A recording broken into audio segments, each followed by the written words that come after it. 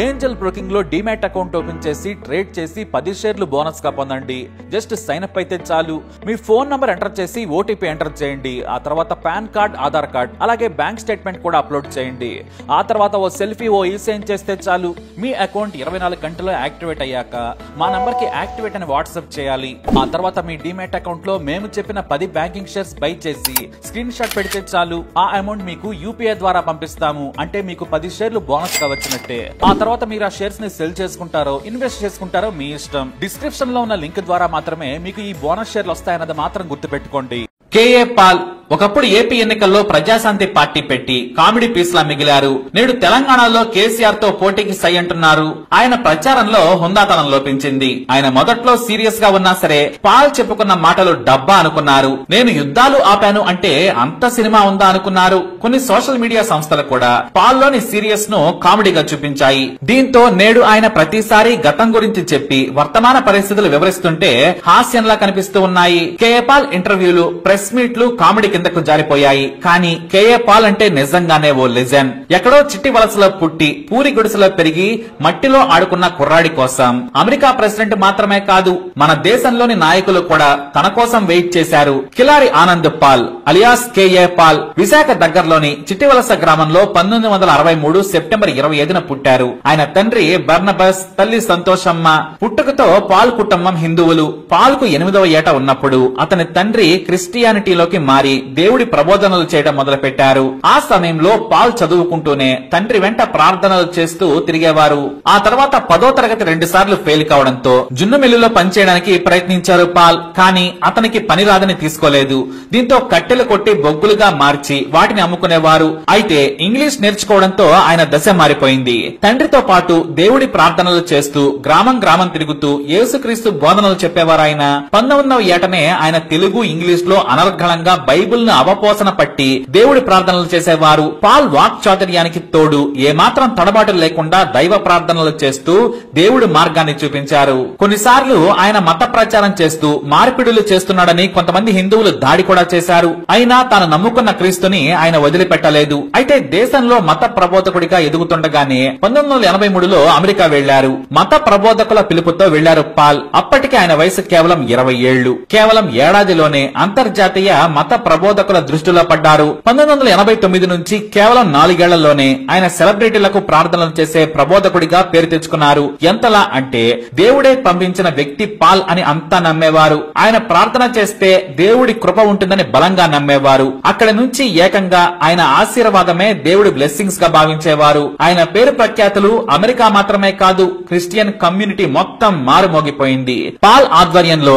Gospel to the unreached millions ను స్థాపించారు. దాని ద్వారా బైబిలే దేవుని మాట, క్రీస్తు చనిపోయి మళ్లీ భూమి మీదకు శక్తివంతుడిగా తిరిగి వచ్చారు అనే మాటలనే ఆయన ప్రపంచానికి వినిపించారు. అంతేకాదు gospel to the unreached millions ఆధ్వర్యంలో ఆయన ప్రపంచాన్ని చుట్టారు. క్రిస్టియన్ మిషనరీస్ ద్వారా Spain to Japan, America to India ప్రచారం చేశారు. అంతేకాదు ఈ సంస్థ ద్వారా ఒక్క భారత్ లోనే పాస్టర్లకు, ఇతర ఎవాంజలిస్టులకు శిక్షణ ఇచ్చారు. కొత్త వారిని తయారు చేశారు. ఆ తర్వాత కేఏ పాల్ దేవుడి ప్రబోధన ఉందంటే వేలల్లో లక్షల్లో జనం వచ్చేవారు. ఆయన దేశంలోనే అత్యధిక డబ్బు తీసుకుని ప్రార్థనలు చేసే స్పీకర్ గా పేరెన్నిక కన్నారు. ఆయన వెనుక ప్రపంచ మత ప్రబోధకులే కాదు, దేశ విదేశాల్లోని అధ్యక్షులు, ప్రధానులు కూడా ఆయన బ్లెస్సింగ్స్ తీసుకునేందుకు ఆరాటపడేవారు. మా దేశానికంటే మా దేశానికి రావాలని అపాయింట్మెంట్ కోసం వెంపర్లాడేవారు. అలా పాల్ ప్రభ ప్రపంచమంతా పాకింది.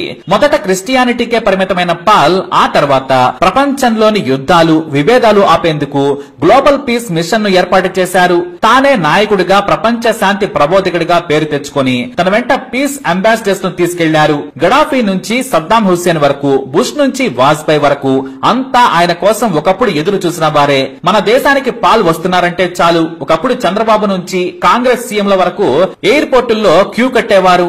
ఆయన దేశంలో ఎన్నో సేవా కార్యక్రమాలు చేపట్టారు. పాల్ తో స్నేహం అంటే క్రిస్టియన్ ఓట్లు పడతాయి, పాల్ తో సాన్నిహిత్యంగా ఉంటే కోట్లలో పార్టీలకు విరాళాలు వస్తాయని భావించేవారు. అలా పాల్ వెంట మన దేశ నాయకులంతా తిరిగేవారు. అంతెందుకు శాంతి ప్రబోధకుడిగానే కాదు, సమాజ హితం కోసం హిందూ స్వాములను కూడా ఏకతాటిపైకి తీసుకొచ్చి సేవ చేశారు పాల్. ఇక ప్రపంచ శాంతి దూతగా ఆయనకు ఎంతో మంది వేల కోట్లు కాదు లక్షల కోట్ల విరాళాలు ఇస్తే తన చేతుల మీదుగా దేశాలకు మిషనరీస్ ద్వారా ఫండ్స్ పంపించారు. ప్రారంభించారు. పాల్ కోసం అందరూ కలిసి బోయింగ్ 747 ను కొనిపెట్టారు. ఆయన ఎన్నో దేశాలకు శాంతి దూతగా వెళ్లి చర్చలు జరిపారు. ఇతర దేశాలు ప్రతినిధులను పంపడానికే భయపడే రువాండా లాంటి ఆఫ్రికా దేశాల్లో మధ్యవర్తిగా మారి శాంతి కోసం ప్రయత్నించి విజయవంతమయ్యారు. ఆయన కీర్తి ఆకాశమంతా. కానీ అమెరికాలో ఆయన మీద అవినీతి ఆరోపణలు రావడంతో మెల్లిగా ఆయన ప్రభ తగ్గింది. ఇటు మన దేశంలోనూ మరీ ముఖ్యంగా వైఎస్ వచ్చిన తర్వాత 2004లో పాల్కు నిధుల రాబడి ఆగిపోయింది. మరికొన్ని వేరే వ్యక్తుల మెషనరీస్ కు మళ్ళాయి. చివరకు సోనియా నుంచి ప్రధాని మన్మోహన్ సింగ్ వరకు ఎంతో మందిని కలిసినా సరే భారత్ లో ఉన్న తన మెషనరీలకు నిధులు రాలేదు. డబ్బులు లేని పాల్ను ఎవరూ పట్టించుకోలేదు. ఇక అంతర్జాతీయంగానే ఆయన ఇంటర్వ్యూ కోసం నెలల తరబడి ఎదురు చూసిన వారే మొహం చాటేశారు. ఇక ఆయన సొంత బోయింగ్ విమానం కాలిఫోర్నియా విమానాశ్రయంలో మెయింటెనెన్స్ కు కూడా డబ్బులు చెల్లించకపోవడంతో పాడైపోయి తుప్పు పట్టిపోయింది. అమెరికాలో కేఏ పాల్ మత ప్రబోధకుడిగానే కాదు, ఆయనే దేవుడి స్వరూపం అని నమ్మి ఆశీర్వాదం తీసుకునేవారు. యుద్ధాలు ఆపారు పాల్. చర్చలకు రాకుండా హింసకు పాల్పడే వారికి ప్రార్థనలు చేసి దేవుడి పేరు చెప్పి దారికి తీసుకొచ్చేవారు ఆయన. ఇలా ప్రపంచాన్ని చుట్టిన వ్యక్తి మన దేశంలో ఉన్నాడంటే ఆశ్చర్యం కాదు. భూగ్రహంపై మనుషులుండే ప్రతి చోటకు వెళ్లారు పాల్. అది సోమాలియా కానివ్వండి, రోమ్ కానివ్వండి, దేశం ఏదైనా సరే ఇవాంజలిస్ట్ గా ఆయన మాట వినడానికి, ప్రార్థన చూడడానికి,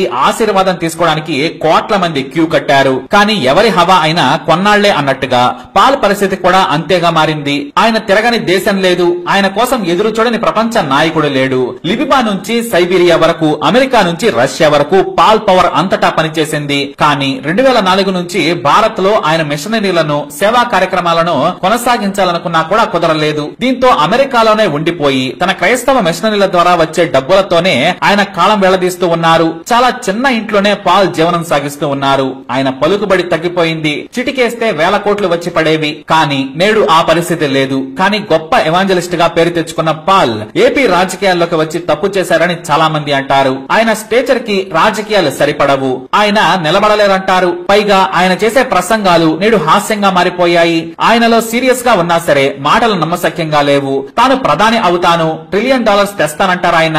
సీఎం అవుతాను, మనమే సీఎం కాబోతున్నామని చెబుతారు. ఆ మాటలే జనాలకు కామెడీగా అనిపించాయి. అది అసాధ్యం కూడా. అయినా పాల్ అలా మాట్లాడి తన స్థాయిని తగ్గించుకున్నారని చాలా మంది ఆవేదన వ్యక్తం చేస్తున్నారు. నేడు దేశంలో ఏ పాస్టర్ అయినా, ఏ మత ప్రబోధకుడైనా సరే ఒకప్పుడు ఆయన దగ్గర పాఠాలు నేర్చుకున్న వారే. అందుకే ఆయన పవర్ తెలుసు కాబట్టే ఏ క్రిస్టియన్ మిషనరీ కూడా ఆయన గురించి నెగిటివ్ గా మాట్లాడదు. అసలు క్రిస్టియానిటీ లేని చోట కూడా పాల్ క్రీస్తు ప్రబోధనలు చెప్పి వారిని తన వైపు తిప్పుకున్నారు. బొగ్గులు ఏరుకునే స్థాయి నుంచి సొంత బోయింగ్ కూడా ఏలారు. బోయింగ్ లో మీరు తిరగండి, మీ సమయం చాలా విలువైనదని ఎంతో మంది ఆయన కాళ్లకు దండం పెట్టి మరీ మొక్కారు. కానీ నేడు కుళ్ళు రాజకీయాల్లో పాల్ కామెడీ పీస్ లా మారారు. అయినా సరే ఆయనను మనం గౌరవిద్దాం. పాల్ మాటలు, స్పీచ్లు మర్చిపోండి. ఎంతైనా అతను మంచి వ్యక్తి, కల్మషం లేని మనిషి. అందుకే హిస్ హోలీనెస్ కేఏ పాల్ అంటారు, అనాలి కూడా. ఆ బిరుదు ప్రపంచంలో అతి తక్కువ మందికి ఉంది. ఆ స్థాయి కూడా ఆయనదే. కేఏ పాల్ తన కొడుకుతో కలిసి అమెరికాలో ఉంటున్నారు. తన వ్యక్తిగత సహాయకురాలిగా కోడలు జ్యోతి ఆయన వెన్నంటే ఉంటుంది.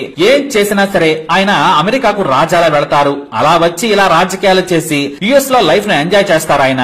That is his holiness K A Paul. ఇది కేఏ పాల్ గారి ఫుల్ స్టోరీ. మరి కేఏ పాల్ పై మీ అభిప్రాయాన్ని కమెంట్ ద్వారా తెలియజేయండి. అలాగే వీడియోని లైక్ చేయండి, షేర్ చేయండి, మా ఛానల్ సబ్స్క్రైబ్ చేసుకోండి.